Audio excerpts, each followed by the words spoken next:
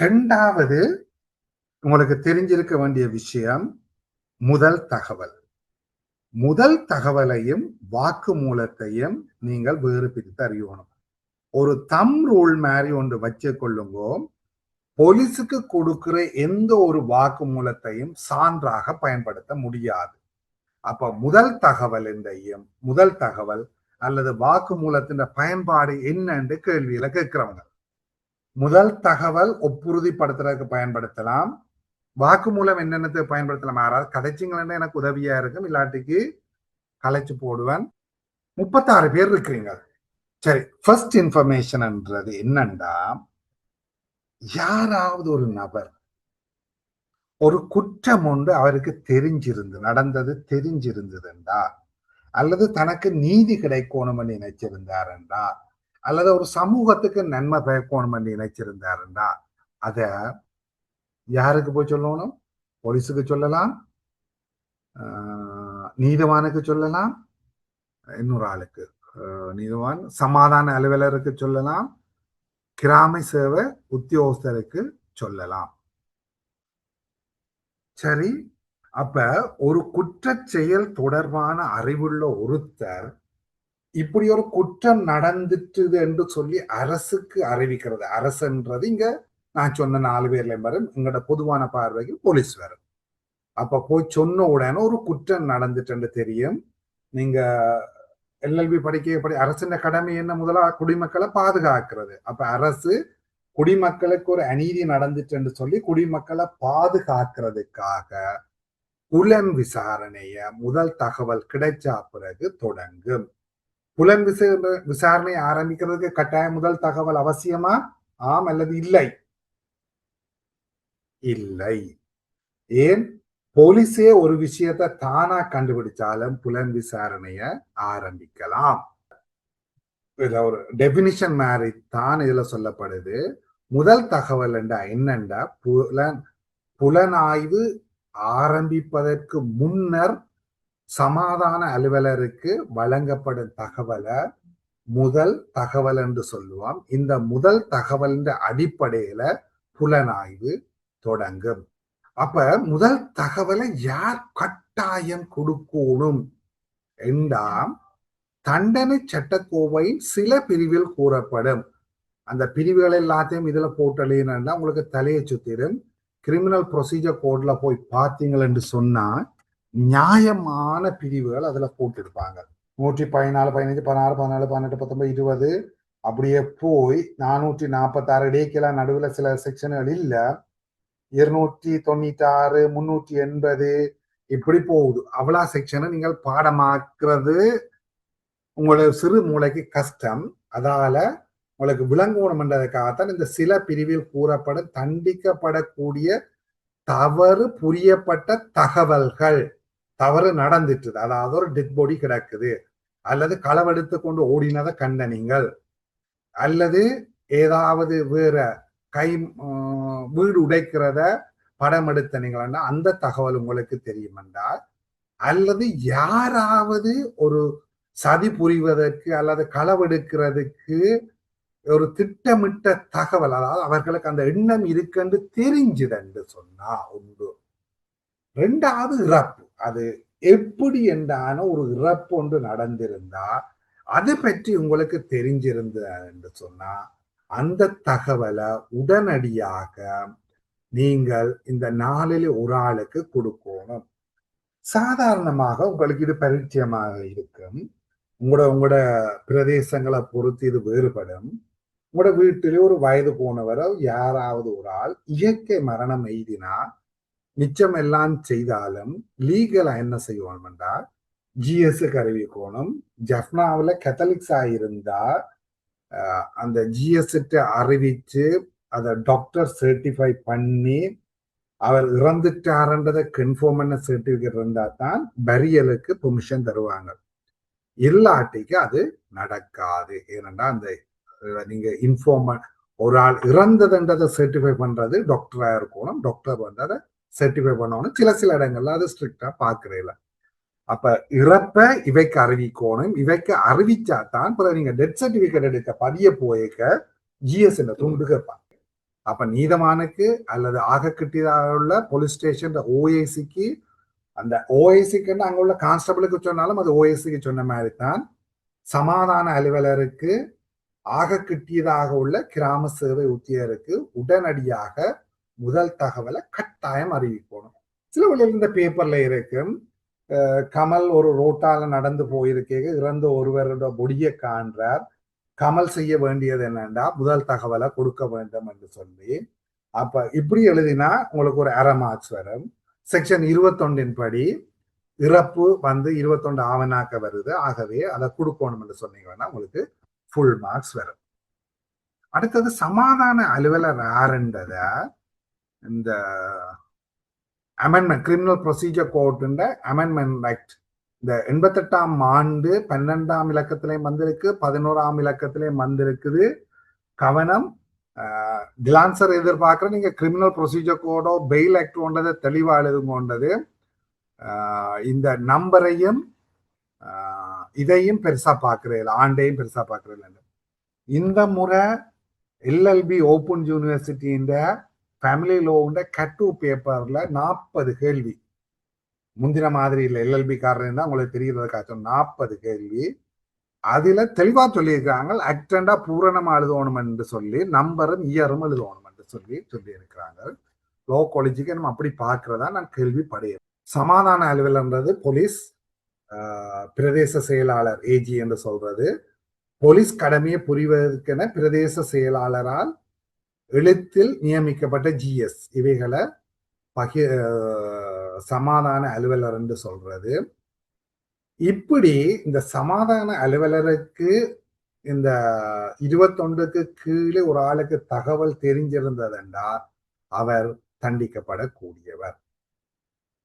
இது இடசுவந்தான் வந்திருக்கு. இந்த செக்ஷன் 21 டீட்டெயிலா வரையில சில நோட்ஸ் எல்லாம் பார்த்தீங்கன்னா சில வழியில இந்த 21 இருக்காது. இந்த 109வது செக்ஷனை பொறுத்த மட்டும் சப்செக்ஷன் தெளிவா தெரியணும். 109 எழுதினீங்களா உங்களுக்கு மார்க்ஸ் வராது. உங்களுடைய போன முறையான எக்ஸாமுக்கு ரிவிஷன் எடுத்தது டிலான் சார் இல்ல, ஒரு மிஸ் ஒரு ஆளான பேர் மறந்து போட்டேன், ஒரு கத்தான் கேள்விப்பட்டபடியா. அவர் தெளிவா சொல்றார் 109 வரைக்கும் ஒவ்வொரு சப்செக்ஷனுக்கும் அர்த்தங்கள் மாறிக்கொண்டு போகுது. 109ல சிலது வருகுது, தெளிவா சப்செக்ஷனை போட்டு எழுதணும் என்று சொல்லி இருக்குது. 109ல எக்ஸாமுக்கு அடிக்கடி வாரது இந்த 109 சப்செக்ஷன் 2. சப்செக்ஷன் 1 என்ன சொல்லுதுன்னா, நீங்கள் முதல் தகவலை வாய்மொழி மூலம் அல்லது எழுத்துல கொடுக்கலாம். முதல் தகவல் எவ்வாறு பதிவு செய்யப்பட வேண்டும் என்றத 109(2) சொல்லுது. எந்த மொழியில பதிவு செய்யப்படுதோ அந்த மொழியில பதிவு செய்யணும். அதுக்கு கீழே முதல் தகவல் கொடுத்தவர் கையெழுத்து போடணும். போலீஸ் பதிஞ்சா பிறகு அது வாசிச்சு காட்டணும். அது செம்மையா பதிவு செய்யப்பட்டு போலீஸ் இது செய்யணும், இது கையெழுத்து போடணும். இந்த 109(4) பாருங்க, இதுதான் முதல் தகவல் இல்லாமலுமே ஒரு வழக்கு விசாரணை அல்லது புலனாய்வு தொடங்கலாம் என்று சொல்றது. ஏனென்று சொன்னா, ஒரு போலீஸுக்கு முன்னாலே ஒன்று நடந்தது தெரிஞ்சிருந்தா அல்லது போலீஸே ஒரு டெட் பாடியை கண்டு ரிகவர் பண்ணி இருந்தது என்று சொன்னா இது வரும். இந்த முறையான போன முறையான பேப்பர்ல வந்து அவசர இலக்கம் 109க்கு இது ஒரு இலக்கத்துக்கு டெலிபோன் பண்ணி சொல்லி இருந்தா அதுல கேள்வி முதல் தகவலை பெற்று கொண்டவர் யாருன்னு, முதல் தகவலை வழங்கினவர் யாருன்னு இல்ல, முதல் தகவலை பெற்று கொண்டவர் யாருன்னு கேட்கப்பட்டிருக்கும். அதுல யாரோ ஒரு பொம்பளை அனுப்பி இன்வெஸ்டிகேட் பண்ண வர்றாங்களா ஒரு சார், எக்ஸ்கியூஸ் மீ, அதுல அந்த முதல் தகவலை பெற்றது அந்த அவ போலீஸா தானே இருப்பா? போன முறையான் பேப்பர்ல 3வது கேள்வி வடிவார்க்க பாருங்க, முதல் தகவல் யாருக்கு வழங்கப்படுதுன்னு போலீஸா இருக்குமா அல்லது அந்த 109ல இருக்கிற ஆள் அதை ரிசீவ் பண்ணி போலீஸுக்கு கொடுத்திருக்குமா, அதை பாருங்க. அதாவது தேசிய சிறுவர் பாதுகாப்பு அதிகார சபை அலுவலக பொறுப்பதிகாரியினால் பெறப்பட்ட தகவலின் மீது அடிப்படையாக கொண்டுதான் சம்பவ இடத்துக்கு செல்ல முற்பட்டால் என்று போட்டிருக்குது. அப்ப முதல் தகவலை யார் பெற்றுள்ளார் என்றால் அவரை போடணும். ஆனா இதுல நான் உங்களுக்கு என்னன்னா அதுல இப்படி ஒரு நார்மலா கேட்கறதுல இருந்து இந்த முறை ஒரு ட்விஸ்ட் ஒன்றை வச்சிருக்கான்னு சொன்னார். இப்ப இதுல ஒரு சைனீஸ் மொழியில வந்தா என்ன செய்யறது? அது ஏதோ ஒரு முறையில வந்தது. முதல் தகவல் கொடுத்தது சைனீஸ் அண்டு பொடி ஆன் த டெக் என்று சொல்லி பிலிப்பீன்ஸ்காரர் ஒருத்தனை பிலிப்பீன்ஸ்காரன் கொண்டு அது ஒரு பெரிய கேஸ் நடந்து கொண்டிருந்தது. அப்ப அதுல ஃபர்ஸ்ட் இன்ஃபர்மேஷன் கொடுத்த ஆளுக்கு இங்கிலீஷ் தெரியாது, சிங்களம் தெரியாது, தமிழ் தெரியாது. அந்த ஆளுக்கு அந்த பிலிப்பினோ ஏதோ ஒரு மொழி தான் தெரியும். அப்ப அவரை எப்படி அந்த முதல் தகவல் எப்படி பதிவு செய்யப்படும் என்றது வந்திருந்தது. அங்க எங்க இன்டர்ன்ஷிப்ல வச்சு கேட்டது. எந்த மொழியில் வழங்கப்படுகிறதோ அந்த மொழியிலே பதியப்படணும். அப்படி இல்லாட்டிக்கு தேசிய மொழியில் ஒன்றில பதியணும் என்றேக்க சைனீஸ் தேசிய மொழியா என்ற கொஸ்டின் வருது. அப்ப பதிஞ்சு போட்டு அவருக்கு ஒரு டிரான்ஸ்லேட்டரை வச்சு விளக்கப்படும். இவ்வளவு தான் உங்களுக்கு முதல் தகவலுக்கு வாரது. இரண்டாவது வாக்கு மூலம் பதிகிறது. முதல் தகவலுக்கும் வாக்கு மூலத்துக்கும் என்ன வித்தியாசம் என்று யாருக்காவது தெரியுமா? முதல் தகவல் வாக்குமூலம் வந்து குற்றஞ்சாட்டப்பட்டவர் வரும். வாக்குமூலம் குறிப்பிட்ட குற்றஞ்சாட்டப்பட்டவர் வழங்கலாம். வாக்குமூலம் குற்றம் சாட்டப்பட்டவர் மட்டுமில்ல, அதுவும் தேவைப்படுற சார் ஒரு நபர் சமாதான அலுவலர்கிட்ட சொல்றது வந்துட்டு முதல் தகவல் அறிக்கும். அதனால சமாதான அலுவலர் இவர்கிட்ட இருந்து கேட்கறது வந்துகிட்டு வாக்குமூலம் ஆயிக்கும். சரி, ஜட்ஜிட்ட போய் சொல்றது குற்ற ஒப்புதல். குற்ற ஒப்புதல் கேட்கறீங்க, வாக்குமூலத்தை கேட்கறீங்க. வாக்குமூலத்தின் ஒரு வகைதான் குற்ற ஒப்புதல். வாக்குமூலத்துக்குள்ள குற்ற ஒப்புதல் வரும். நான் கேட்கிறது, அப்ப நீதவான்கிட்ட போய் குற்றம் சாட்டப்பட்டவர் ஒரு வாக்குமூலம் கொடுத்தார், அந்த வாக்குமூலத்தை நீதவான் பதிவு செய்வார். அந்த வாக்குமூலத்துக்கு ஒப்புதலாக இருக்கலாம், குற்ற ஒப்புதலாக இருக்கலாம். அது ஒரு வாக்குமூலம். குற்ற ஒப்புதல் அல்லது ஒப்புதல் என்றது ஒரு வாக்குமூலம். அதுக்கு ஸ்பெஷல் நேம் தான் செய்த குற்றத்தை ஒப்புக்கொள்றது. ஒரு சாட்சி நீதவானுக்கு முன்னால போய் அவற்றை வாக்குமூலத்தை கொடுக்கிறார், வாக்குமூலத்தை பதிவு செய்கிறார். சாட்சியமா? அத சாட்சியம் என்று சொல்றான். சரிதானே? புலன் விசாரணைக்கு முதல் எடுக்கப்படுறது எல்லாம் சார் முதல் தகவலா இருக்கும். புலன் விசாரணை தொடங்கினதுக்கு பிறகு எடுக்கப்படுறது எல்லாம் வாக்குமூலமா இருக்கு. சரி, அதாகப்பட்டது குற்றம் ஒன்று நடந்திருக்குது என்ற தகவல் சமாதான அலுவலருக்கோ போலீஸுக்கு கிடைக்கிறது முதல் தகவல். வாக்கு மூலம் என்றது யார் குற்றத்தை செய்திருப்பார்கள், எங்க குற்றம் நடந்தது, எந்த சூழ்நிலையில நடந்தது, யார் குற்றத்தை செய்திருப்பார்கள், அடுத்தது இந்த குற்றத்துக்கான சான்றுகள் என்ன என்றதை கலெக்ட் பண்றதுக்காக போலீஸ் யார்கிட்டையாவது கூப்பிட்டு அந்த கதையை பதிவு செய்தா அல்லது சமாதான அலுவலர் பதிவு செய்தா அவ்வளவும் வாக்குமூலத்துக்கு வரும்.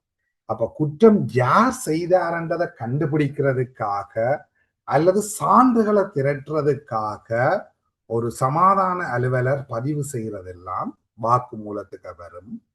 புலன் விசாரணை இன்னொரு பக்கத்தால சொன்னா, புலன் விசாரணை ஆரம்பிச்ச பிறகு போலீஸ் பதிகிறது வாக்குமூலம். புலன் விசாரணைக்கு முதல் போலீஸ் பதிவு செய்வது முதல் தகவல்.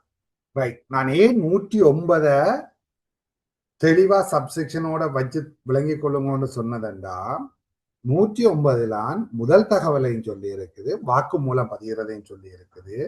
அப்ப கேள்வியில உங்கள்கிட்ட முதல் தகவலை கேட்கிறானா வாக்குமூலத்தை கேட்கிறானான்னு பார்த்துட்டு அதுக்கு பிறகு எந்த செக்ஷன் வரும் என்று எழுதணும். நீங்கள் 109 எழுதிட்டு வந்தீங்களா, கேள்வி முதல் தகவலை கேட்டிருந்தா நீங்க மொட்டையா 109 எழுதிட்டு வந்த. இப்ப 109 எழுதி இருந்தது என்று சொன்னா, நீங்க முதல் தகவலுக்கு எழுதியிருக்கிறீங்களா வாக்குமூலத்துக்கு எழுதியிருக்கிறீங்களா என்பது எக்ஸாமினருக்கு தெரியாது. எக்ஸாமினர் முடிவெடுப்பார்.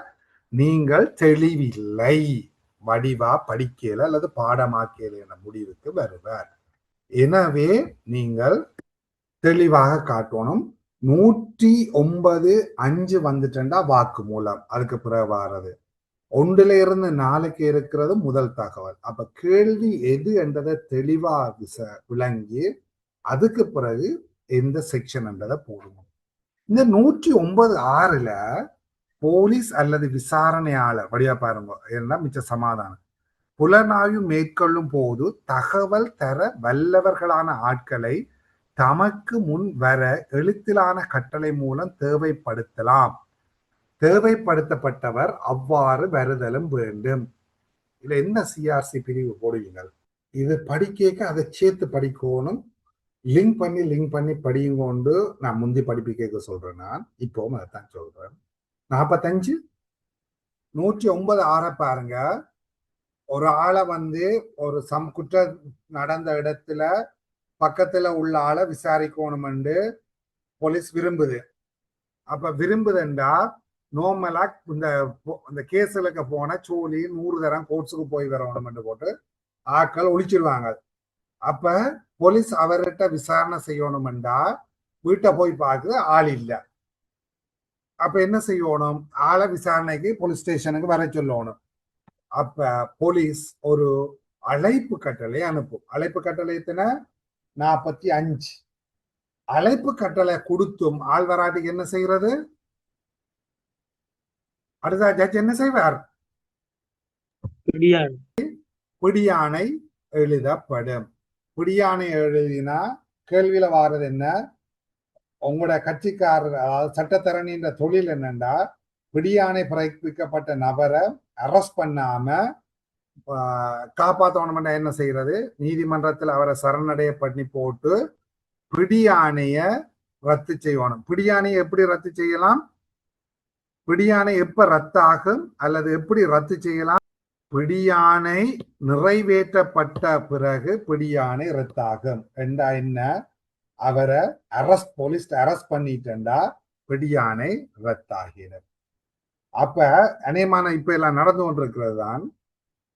பிடியாணை பிறப்பிக்கப்பட்டாச்சு, போலீஸ்கிட்ட போட்டா முங்கி போடுவாங்களன்னு உங்களோட கட்சிக்காரர் பயப்படுறார்.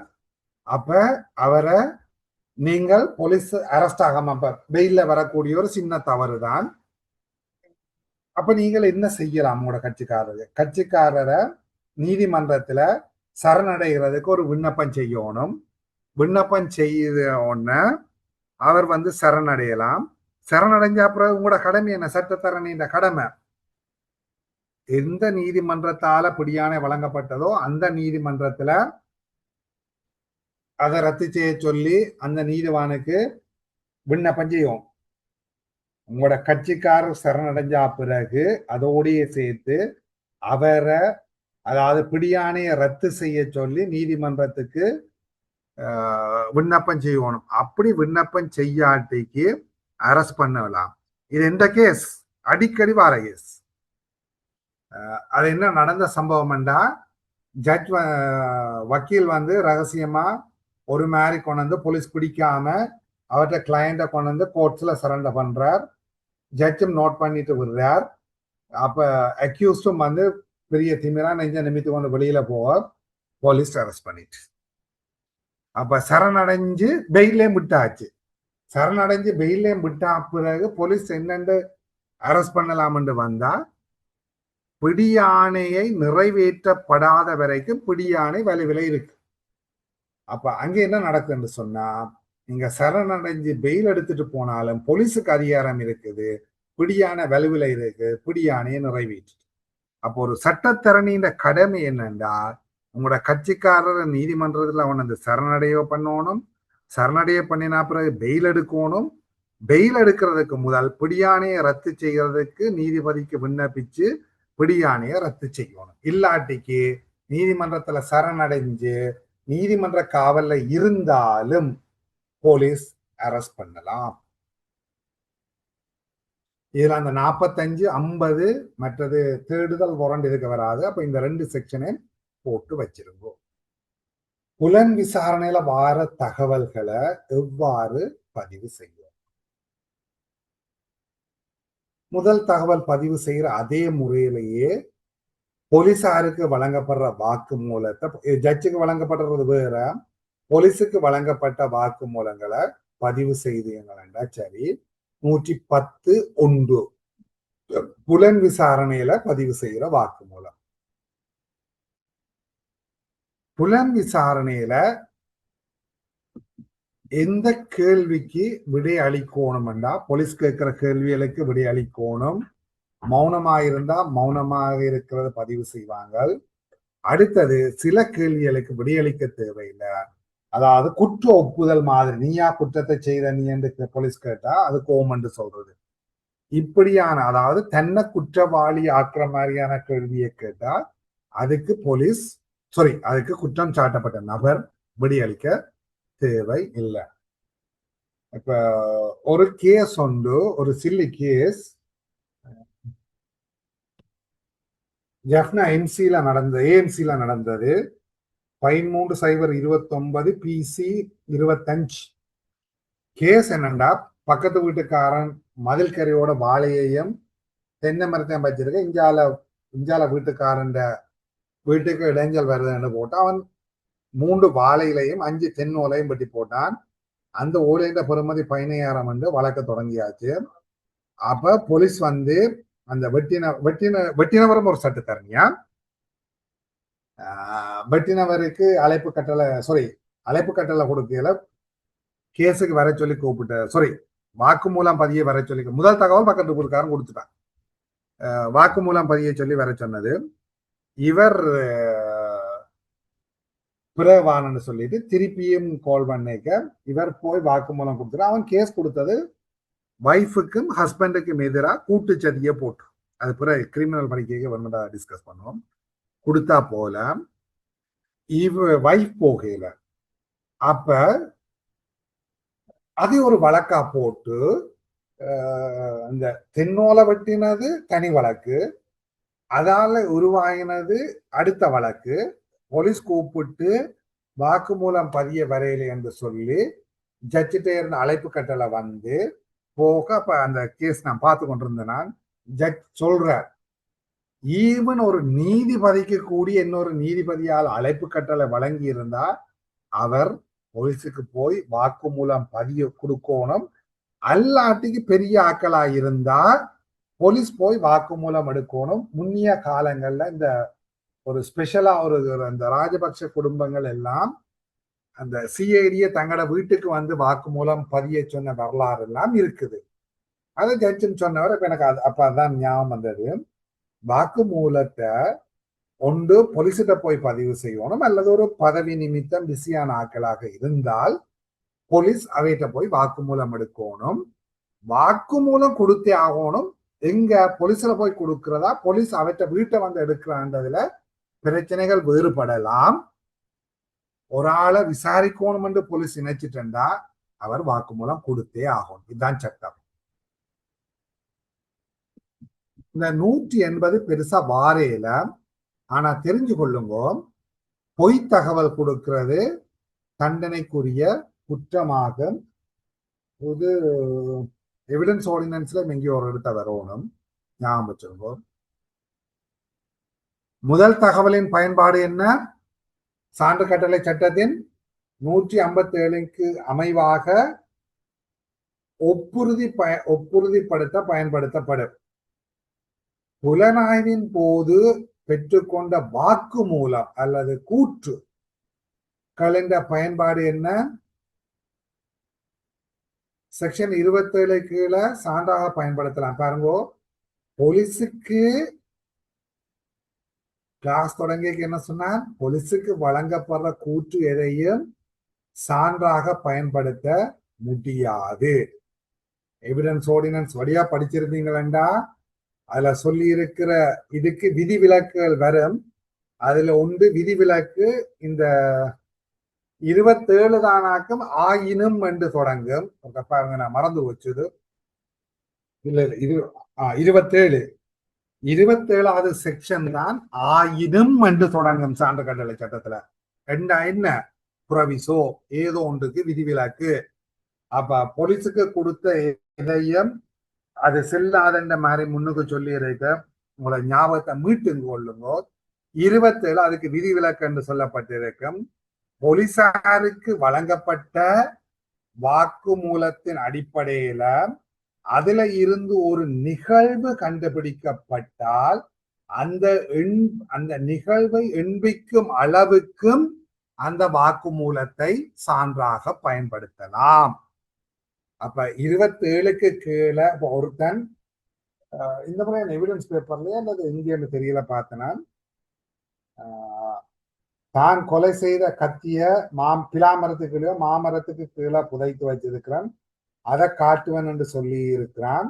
அது 27 கீழே போலீஸ் போய் பார்த்து ஒரு கத்தி கண்டெடுக்கப்பட்டதுண்டா குற்றவாளி தான் பிலாமரத்துக்கு கீழே இருக்குன்னு சொன்னவன். அப்ப குற்றவாளியும் போலீஸ் கூட்டிக் கொண்டு போய் அங்க வச்சு தோண்டைக்க அந்த கத்தி வந்தது என்று சொன்னா அந்த கத்தியை கண்டுபிடிக்கிற நான் கொலை செய்த கத்தியை பிலாமரத்துக்கு கீழே புதைத்து வைத்தேன் என்று குற்றவாளி ஒரு வாக்குமூலம் கொடுத்தார். இந்த வாக்குமூலத்துல நான் கொலை செய்தேன் என்றது எடுக்கப்படாது. ஏன் போலீஸுக்கு கொடுத்த குற்ற ஒப்புதல் ஆகாது. ஆனா அதுக்குள்ள ஒரு விதிவிலக்கு, இதுவும் ஒரு ஒப்புதல் ஒரு பாட்டான் என்னது கத்திய எங்க ஒளிச்சு வச்சிருக்கிறாங்க. அதுல இருந்து ஒரு நிகழ்வு கண்டுபிடிக்கப்பட்டால் கத்திய கண்டுபிடிச்சது அந்த அளவுக்கு கத்திய கண்டுபிடிச்ச அந்த அளவுக்கு மட்டுமே அதை பயன்படுத்தலாம். சாட்சிகளின் நம்பகத்தன்மையை தகர்க்க பயன்படுத்தலாம். அதாவது முதல் கோர்ட்ஸ்ல சாட்சி சொல்லிக்க போலீஸுக்கு கொடுத்திருப்பார் ஒரு வாக்கு மூலம், கோர்ட்ஸ்ல வேறு ஒரு வாக்கு மூலம் சொல்லுவார். அப்ப தூக்கி காட்ட பாருங்க, முதல் நீங்க இப்படி சொன்னீங்க, இப்ப இப்படி சொல்றீங்க. அப்ப உடனே லோயரோ அல்லது ப்ராசிக்யூஷனோ சொல்லுவேன் யார் பொய் சொல்றார், இவற்ற சாட்சியம் நம்ப தகுந்தது அல்லன்னு இது மார்க் பண்ணோன்னு அவற்ற சாட்சியத்தின வலிவு குறைஞ்சிடும். ஞாபக சக்தியை மீட்டெடுக்க பயன்படுத்தலாம். ஆற்ற ஞாபக சக்தி யாராவது சொல்லுங்க அப்ப இத 161 கீழே ஞாபக சக்தி எவிடன்ஸ் ஆர்டினன்ஸ் ஞாபக சக்தியை மீட்டெடுக்க பயன்படுத்தலாம். ஆற்ற ஞாபக சக்தியை மீட்டெடுக்க சாட்சியின்றியோ போலீஸின்றியோ சாட்சியம் வழங்கிக்க நீங்கள் எதையும் பார்த்து வழங்குகிறாது, அது மிக முக்கியமானது. போலீஸ் மட்டும் அதுல வழங்கிக்க பார்த்து வழங்கலாம். இன்னொரு ஆளும் தன் ஞாபகத்தை மீட்கிறதுக்கு சாட்சியம் வழங்கிக்க புத்தகங்களை பார்க்கலாம். அவரை எக்ஸ்பர்ட்.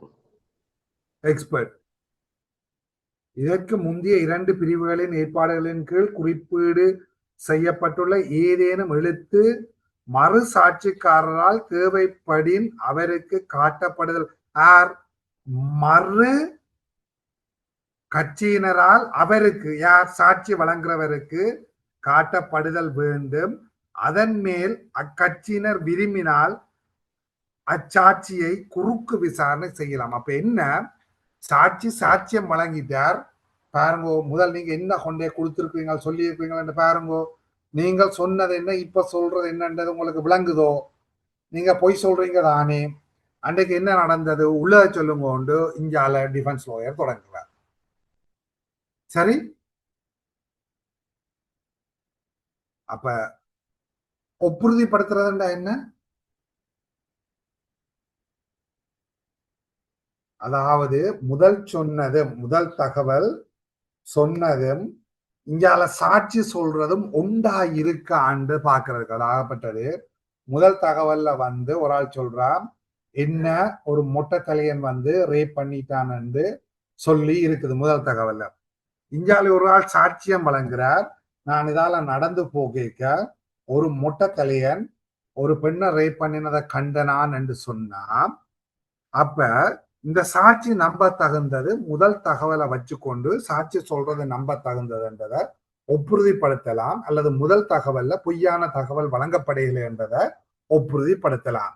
சாட்சி சொல்லுது நல்ல ஒரு இது என்ன இருந்த அமெரிக்கா ஜிப்சி மாதிரி தோல் மட்டும் முடிவிட்ட ஒருத்தன் தான் ரேப் பண்ணி கொண்டா இங்க யாரோ ஒரு ஆள் பொய் சொல்லுது. முதல் தகவல் பொய் அல்லது சாட்சி பொய். அப்ப உங்க யாரோ ஒரு ஆள் நம்ப தகுந்தவர் அல்ல என்ற விடயத்துக்கு வந்துடுவோம். அப்ப முதல் தகவல் பயன்பாடு முதல் தகவல் வழங்கினது ஒத்து போதாண்டு பார்க்கறதுக்கு அல்லது சாட்சியம் வழங்குறவர் சொல்றது உண்மையாண்டு ஒப்புறுதிப்படுத்துறதுக்கு நாங்கள் பயன்படுத்துவோம். வாக்குமூலங்கள் ஒரு லிமிட்டட் எக்ஸ்டென்டுக்கு சான்றாக பயன்படுத்தப்படுது. அதாவது ரீகவரி ஒன்று நடந்திருந்தால் மட்டுமே. மற்றும்படி சாட்சியின் நம்பகத்தன்மையை தகர்க்கிறதுக்கு இந்த செக்ஷனுகளை மாறி மாறி எழுதிடாதீங்கோ. 147 மட்டும்தான் கோயின்சைட் பண்ணுது. மற்றும்படி எவிடன்ஸ் ஆர்டினன்ஸ் செக்ஷன்கள் வேற செக்ஷன்கள் கிரிமினல் ப்ரொசீஜர் கோர்ட்டுக்கு உங்களுக்கு பெருசா தேவை இல்லை.